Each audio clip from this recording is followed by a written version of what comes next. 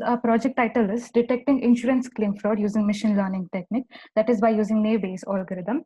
So first, let us look into the brief introduction about what a project is, then we'll move into the design part. So in our title, we saw something called insurance fraud. So first, let us see what is insurance fraud all about. So it's an improper activity which is committed by an individual in order to obtain a favorable outcome from the insurance company.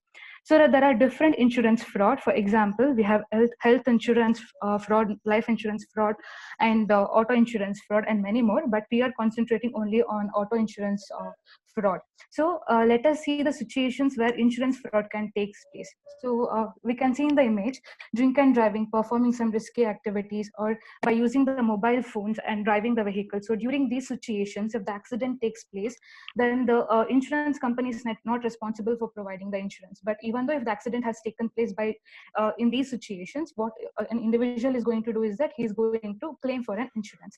And another situations may be like accident has not taken place at all, but what they do is that they're going to claim for the insurance, narrating a beautiful story about the incident. So this is one situation. Another situation may be like accident has taken place, but the amount of damage what has happened is very less. But what they show to the insurance company is that huge amount of loss has occurred, so they require a insurance.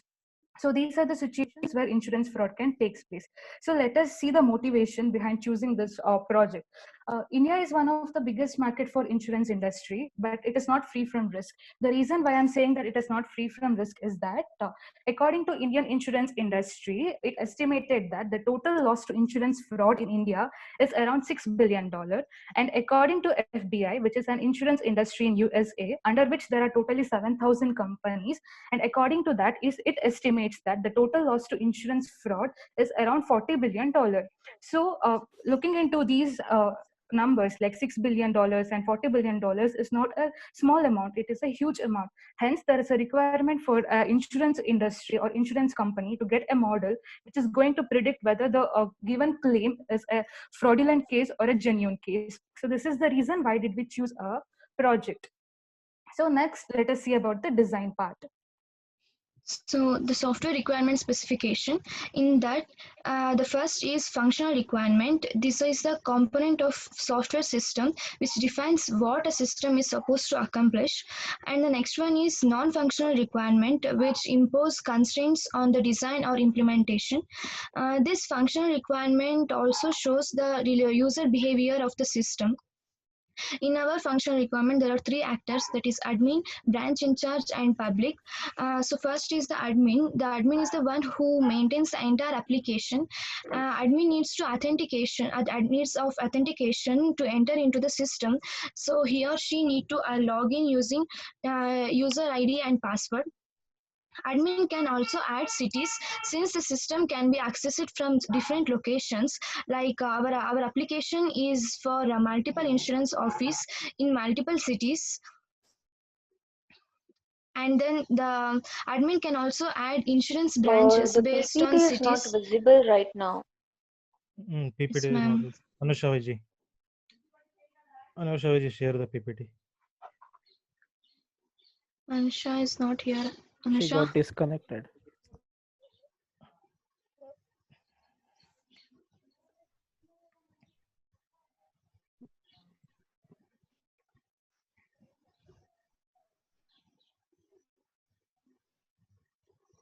Hemant Raj, you are now the host. You have to add her. Somehow find a way. Ma'am, just a second, ma'am. I have called her. She will come with some. Yeah. Do it quickly. Yes, ma'am. Yes.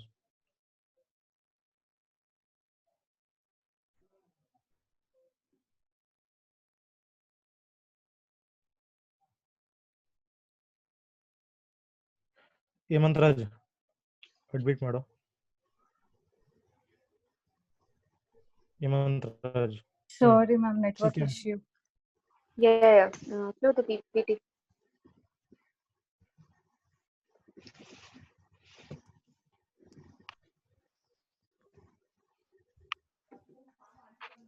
Okay, Continue. so I was yes, ma'am. I was telling about the admin. So he can add the cities. Since our application is for a multiple insurance office in multiple cities, our application can be useful in Mysore, Bangalore, and also in Delhi, wherever we can use our application. And the admin can also add the branches. In a city, there will be many branches, and all the branches cannot be controlled by only one admin. So he need to assign a branch in charge for each branches. So he create branch in charge via creating ID and password to him, and he can change his own password, and he can also log out from the system. This is about the admin. Next is branch in charge, the one who receives the service. He takes the in charge of the branch under that company, and branch in charge may perform operations like he can log into the system by giving the ID and password that is assigned by admin, and he will input the data sets previous information about the clients, and he can modify the data set and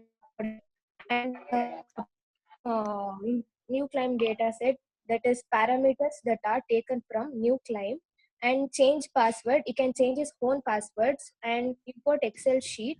This Excel sheet contains the data sets of previous claims, and he can log out from the system. These are all the operations of a branch in charge. Then now coming up to the public, we know public is a user. For example, let us take Amazon. In Amazon, if user can access directly the products where they can view. In same case, in a project, the user can view the home page. Then he can see about the insurance company, details about the insurance company. Then he can contact where if you have any clarification, if he wants any clarification, so that he can contact us. Then he can view insurance info. Insurance info means in times like auto insurance, then vehicle insurance, etc. In our project, we are checking mainly for checking for the vehicle insurance. Then claim info, you can claim the info. Then etc. Okay, so we looked at the responsibilities of each and every actor that is present in our project. Now let us look into the non-functional requirements. So this non-functional requirements is nothing but how our system is supposed to be. So there are few requirements which can be mapped to our project.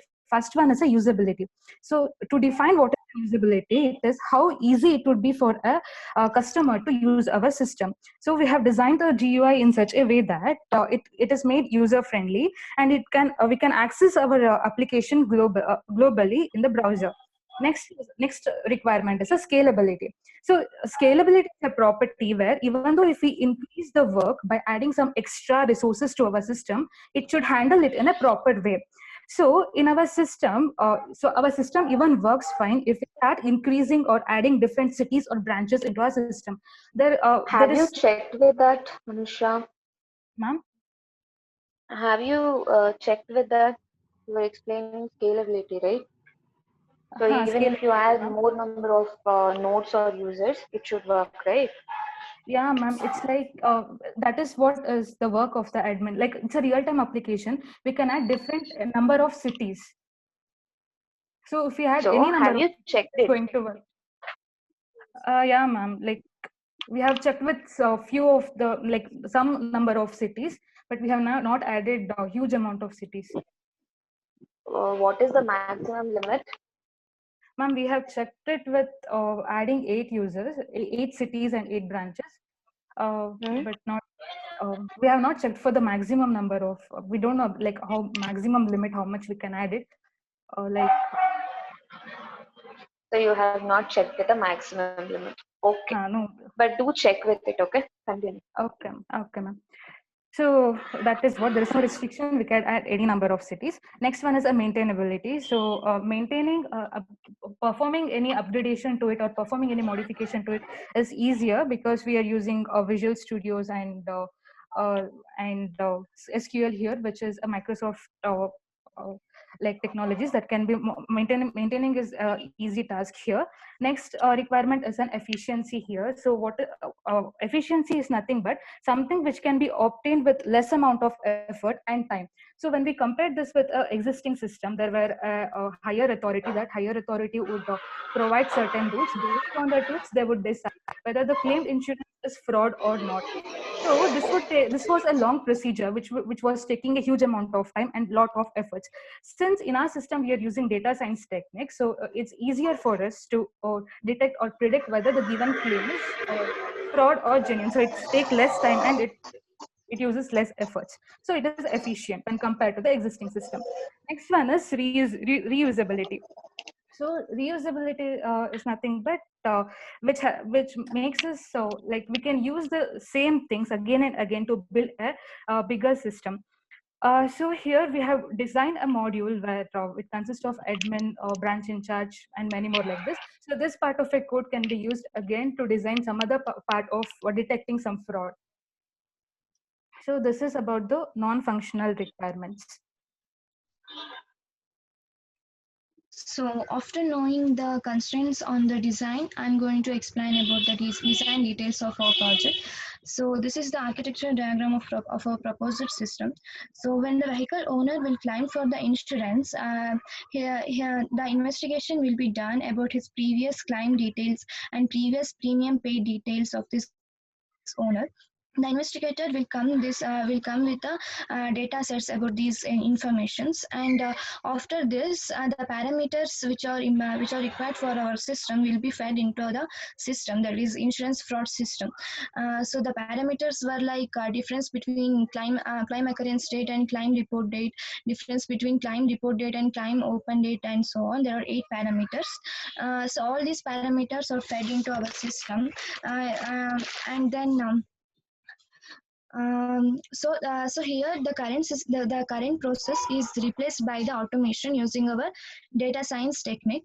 Then the system will using a naive Bayes algorithm, this will decide whether the claim is fraud or not. If it is not a fraud, then the payment will be given. If it is a fraud, no payment will be done. Further claim will be filed as a fake, and we are going to update the update of reverse amount, that is how much amount that particular person is claimed, and those details will record in a file, and that will be updated into a data set.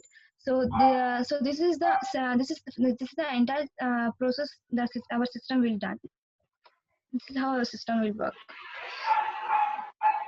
Next is Okay. flowchart. Ma'am, shall I continue? Yeah, continue. Represents the process.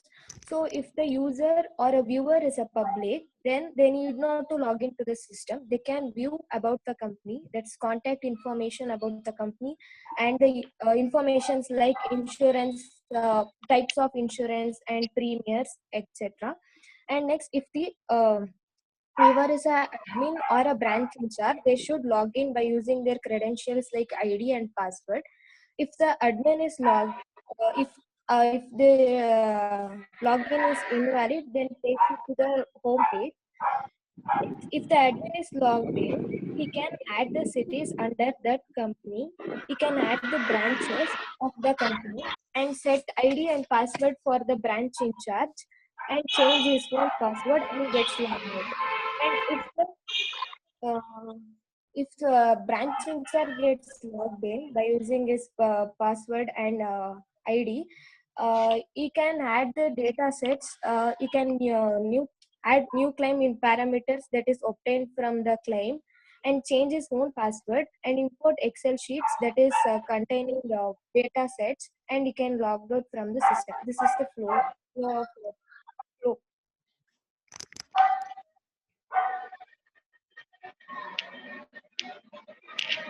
Now let's see what is the use case diagram.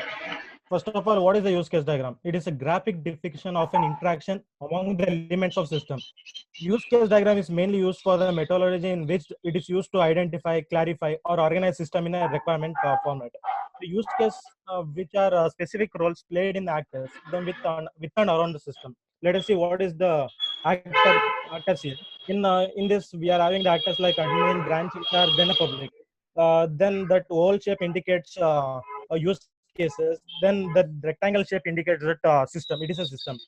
Then admin, as we have seen, Anu Savage and Arshita Amara explained that specifications of an admin branch in charge, and we are going to see that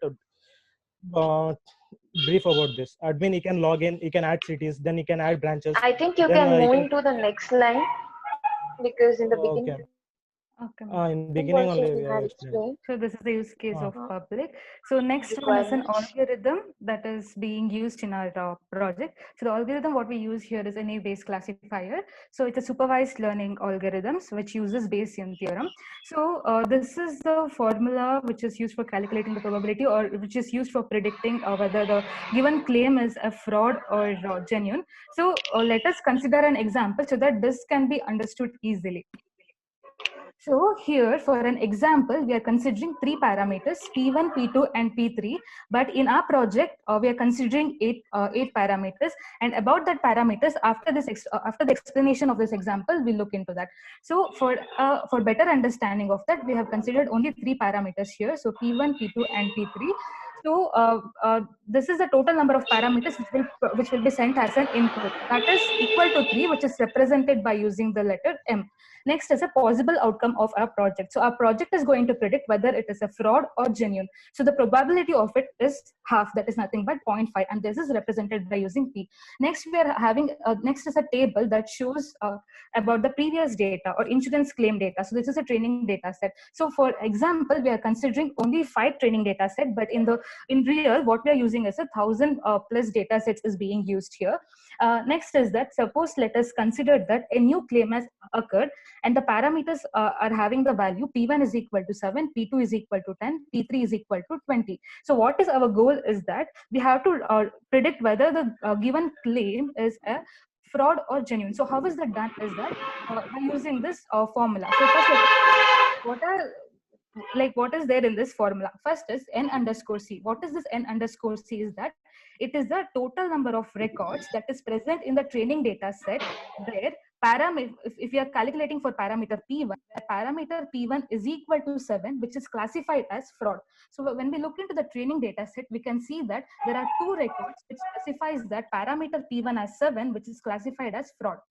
So like this, n underscore c is now considered to be 2. Next is m. M is nothing but number of parameters used in this example, that is 3. Next is probability, which is 0.5. Next is n. N is nothing but the total number of records in the training data set where parameter P1 is equal to 7.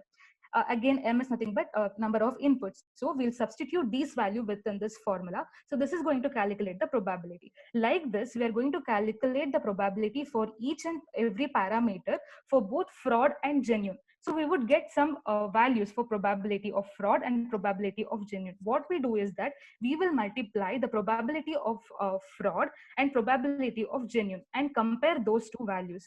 Fraud value will be compared with the genuine value. So the one which is having the greater value will be outputted as the result. In our example, we can see that fraud value is greater than the genuine value. So the system is going to predict that whatever the public has claimed is a fraudulent case.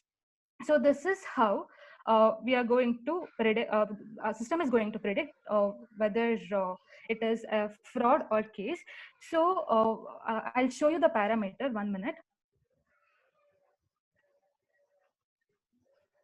So these are the 8 parameters which is used in our project. So this is not restricted to only these many parameters. We can use any number of parameters by adding them, etc. So first one is it's a difference between claim occurrence date and claim report date. So it's like when the accident has taken place and when did the report to the insurance company. Next one is difference between claim report date and claim open date. When it was reported and when did they start looking towards that. Next is a difference between policy effective and claim occurrence date. Next is our claim document submitted. So suppose if all the documents are submitted, then it is considered to be 1, else it is considered to be 0. Next one is a part cost difference. So the talks about the different parts of the vehicles, that is different parts of the vehicles. And next is a credit rating. So credit rating is nothing but it is going to tell whether that person is worthy of providing the insurance or not. Next one is a policy premium, what type of policy premium he has been taken. Next is the count of customer communication, how many times the customer has communicated with Okay. the branch in charge. Anusha, Yes, ma'am. so when it comes to credit rating, how will Yes, you ma'am. decide like whether you have to give yes or no for it? Ma'am, You it's said whether already the person is worthy or not. ma'am, there So is how will an you decide that? assignment, ma'am. There is an assignment, credit worthiness assignment that is been calculated by the bank people itself.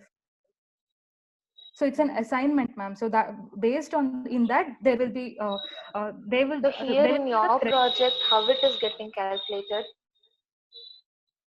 Ma'am, there is data training in training data set. They would like they would say one number. If that number is less than that, then we say that credit he is not having the credit rating. If it is greater than that, we say that he's having the credit rating. The So person is basically, worthy. you have set the threshold for it. No, ma'am. Like in training data set. Based on like how they have classified it as fraud or genuine, based on the it's like we have not set any uh, like number for that. For example, this it will happen like that. Suppose if we said that has 7, then there is no need for machine learning, ma'am. We can check by using if else, and by using that itself we can check whether that person is having credit rating or not. Okay, how many data sets you have got? Ma'am, 1001. 1000, Yes, 1001. 1001. Yeah. Okay, continue. Okay, ma'am, do you want to see the data sets? After that, after this. Okay.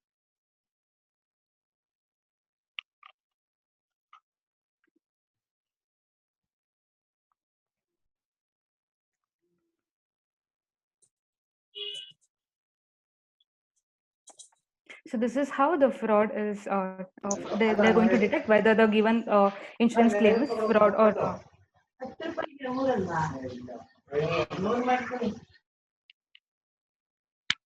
The project is we are done with all the modules except the fraud detection one, and we are currently working on that particular algorithm part.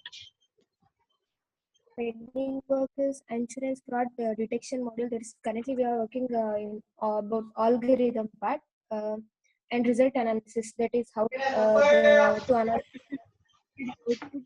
how efficient is that output and percentage of error. For demonstration, project built using the Visual Studio as a front-end technology, and for back-end we are using SQL Server technology. Then our project is basically a browser-based application.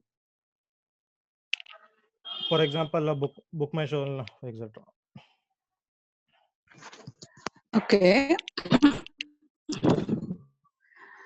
Can you go to the previous slide? Yes, ma'am. Yeah, in previous slide, you have mentioned that all modules implementation done, currently working on algorithm part.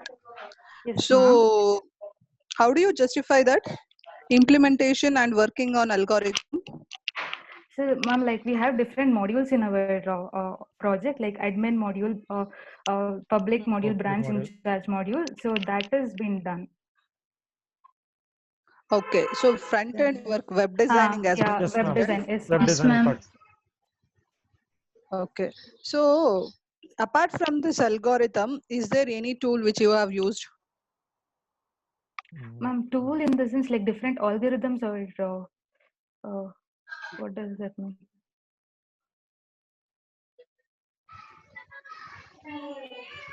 Ma'am, we are using only this algorithm, naive Bayes algorithm. Go to the title part because I didn't join at the beginning. Okay.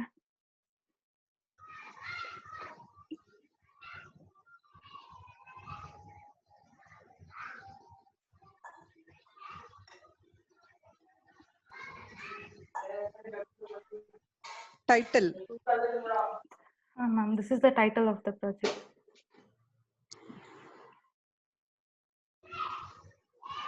Okay. So now in your project, Yes, ma'am. at the end, you have mentioned, right, detecting insurance claim fraud using machine learning techniques. Is it right? Ma'am.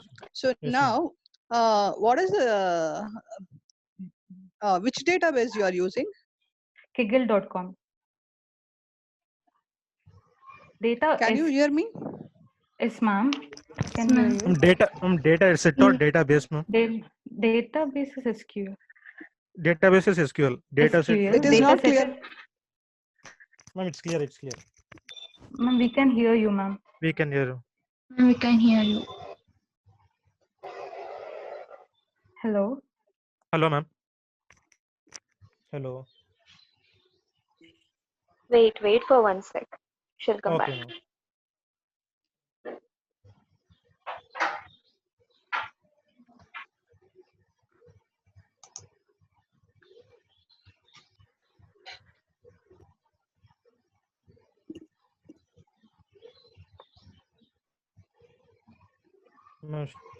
Ma'am left, ma'am.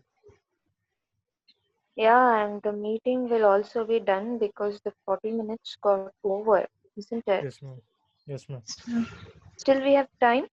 Yes, ma'am. We have time. Show me the data sets. Okay.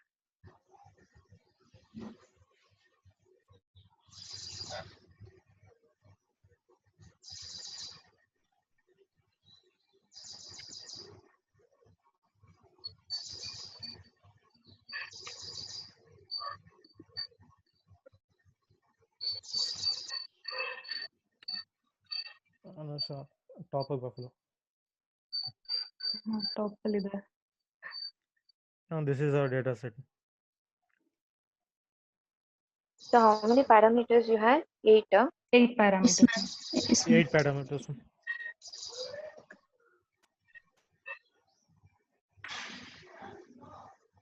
So from when you have taken which year? Ma'am, it has about 2018, 2017, 2016. 3 years. Like, yes, ma'am, 3 years.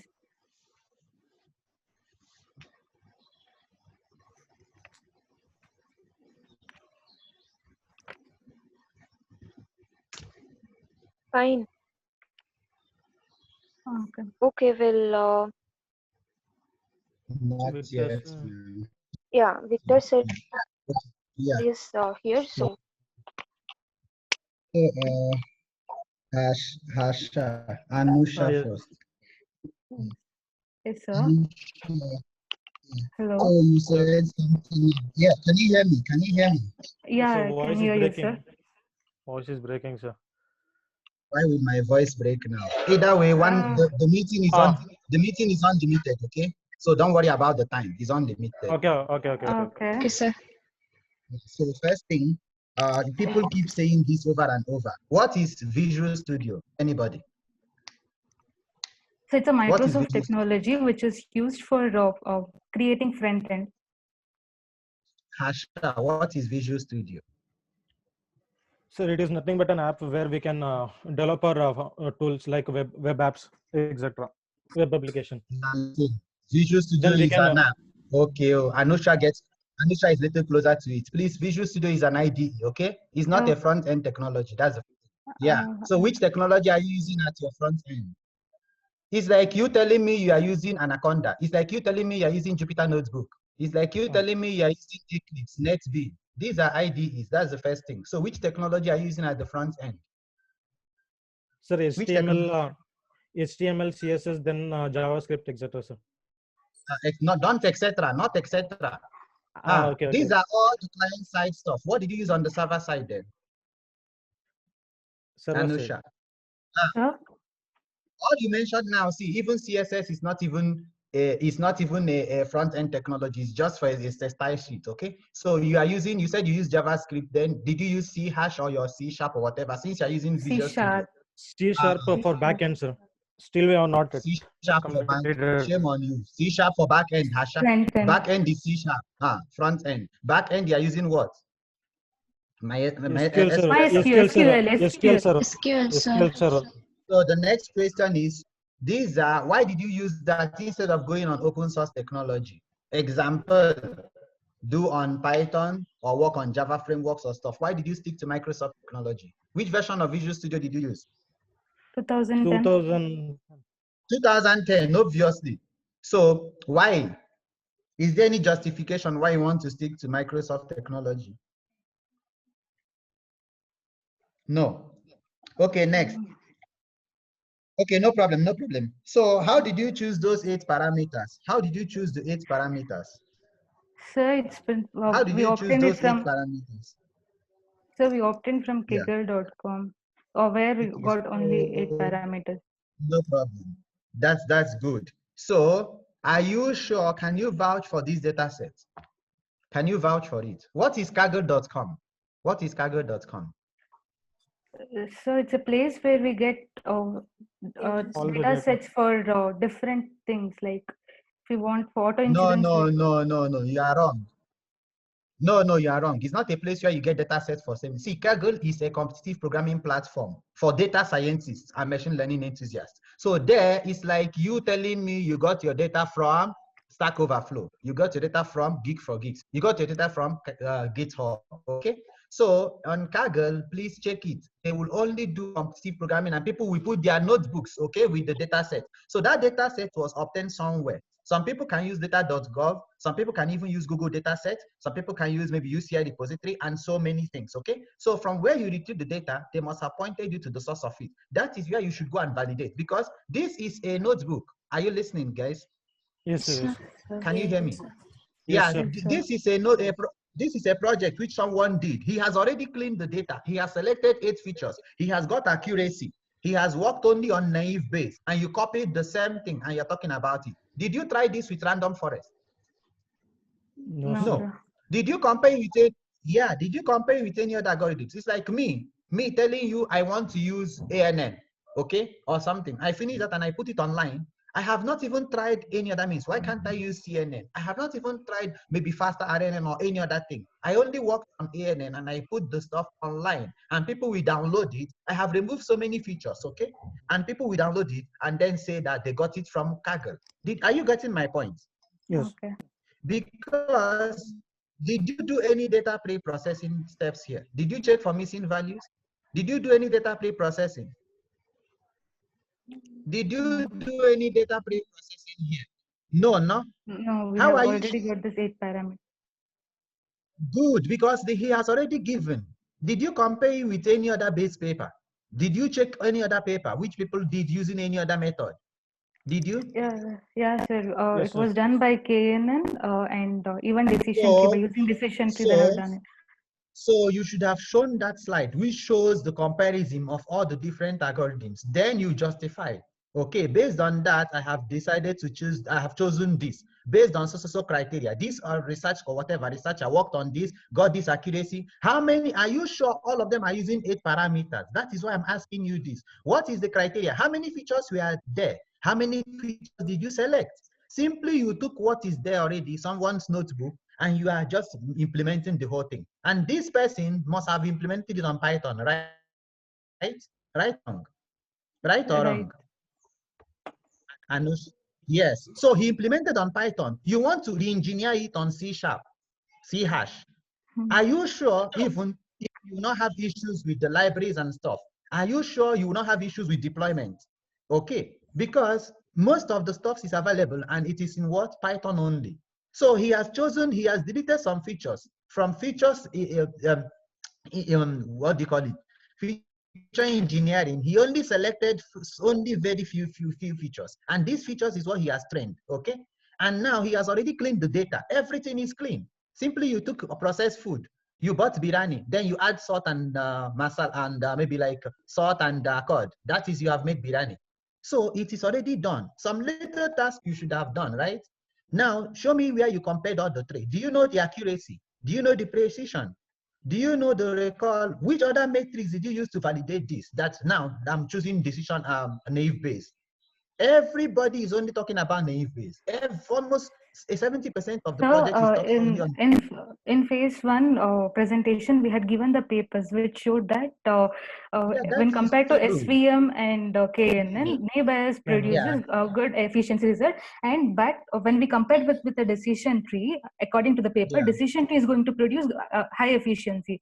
But the reason why we are not using decision tree is that as we increase the data set, the efficiency of the decision tree goes down. So in NABIOS algorithm, it can be used even though if the data set is less. So small data set. Can you stop talking?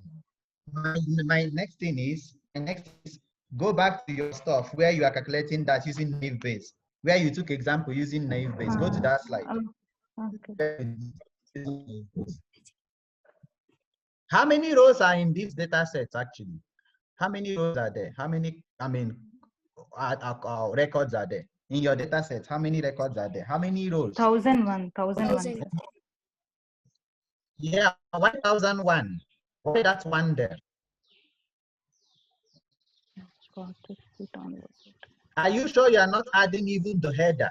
You are counting the header and you are telling it's 1001. Okay, start. Go to this other slide thing. Go where you calculated the stuff. Okay, yeah, okay, still coming. Fine. Yeah. So look at the first example, okay? Where you said n is equal to 2 and nc is equal to 2. Okay. So what is n again? What is n in this case? N is First one for total, 7. For 7, n is the number of records that is present in training data set where parameter P1 is 7. Okay, in this data set now, okay? In this data set, so 7 appeared twice. I can see it there, right? Yes, sir. Yes? Yes. Yeah, so where is n? What is NC? What is NC? N underscore C is nothing but number of records that is present in training data set where parameter P1 is 7, which is classified as fraud. Okay. So we have two records where that is data 1 and data 2. So N underscore C is taken as 2. M is nothing but number of parameters. Done. I got it. Enough. Done. Now, so finally, you said something not here. Well, Asha said where somebody can. He said claim info, something like that. Claim info, Asha. Go to that slide where you talk about claim info. Yeah. What kind of information can be claimed, Asha? This is for you, Asha. What kind of information can be claimed? So information like about the insurance companies, sir. Then like insurance paper, like insurance paper of an auto or vehicle. So Hello. what kind of info? Yeah, I can hear you. You are telling now insurance claim of the company. Yes, what sir, kind of that's info what I'm can telling. be claimed here? Information about the vehicle insurance and vehicle insurance like car and truck, etc. Okay. Okay, so now you guys, you conflicted something here. You said add data sets, okay, and another one you said add parameter. Upload new. So I would like to clarify that. I would like to clarify that.